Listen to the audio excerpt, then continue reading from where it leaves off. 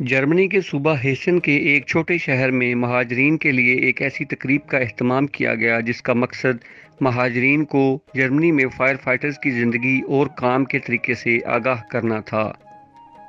सबसे पहले महाजरीन को फायर फाइटिंग सेंटर में मुकम्मल ब्रीफिंग दी गई, जिसमें फायर फाइटर की तरबियत, तालीम, काम और कारकर्दगी के साथ साथ वर्दी के मुताबिक ओहदों के बारे में बताया गया। इस तफसीली ब्रीफिंग के बाद महाजरीन को फायर फाइटर्स की गाड़ियों में बिठाकर शहर के दूसरे हिस्सा में ले जाया गया, जहां पहले से ही एक तरबीती मशक का इंतज़ाम किया गया था, जिसे देखकर महाजरीन ये अंदाज़ा कर सकें कि फायर फाइटर्स किसी भी हादसे या मुश्किल में किस तरह काम करते हैं। इसी सिलसिले में एक इमारत के तहखाने में मसनूई धुएं के ज़रिए दिखाया गया कि आग लगी है और एक नौजवान ज़ख्मी हालत में सीढ़ियों के पास गिरा पड़ा है, जो खुद को तहखाने से निकालने की हिम्मत नहीं रखता। फायर फाइटर्स की टीम्स आती हैं और इस हादसे से निपटने के लिए अपनी कार्रवाई का आगाज़ करती हैं। फायर फाइटर्स हादसे की सूरत हाल के मुताबिक सबसे पहले इंसानी जान को महफूज करते हैं। उसके बाद हादसे की पेचीदगी को मद्देनज़र रखते हुए उस पर काबू पाया जाता है।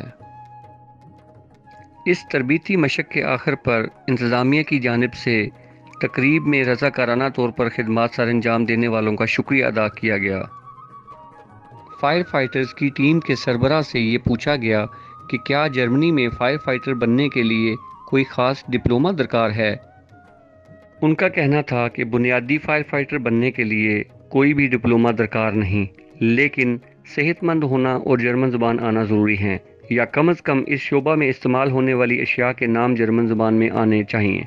फायर फाइटर्स की टीम में काम करने वाली एक खातून इज़ाबेल से पूछा गया कि उन्हें किस तरह इल्म होता है कि कोई हादसा पेश आया है। उनका कहना था कि एक ख़ास आला हमें दिया जाता है जो 24 घंटे हमारे पास रहता है।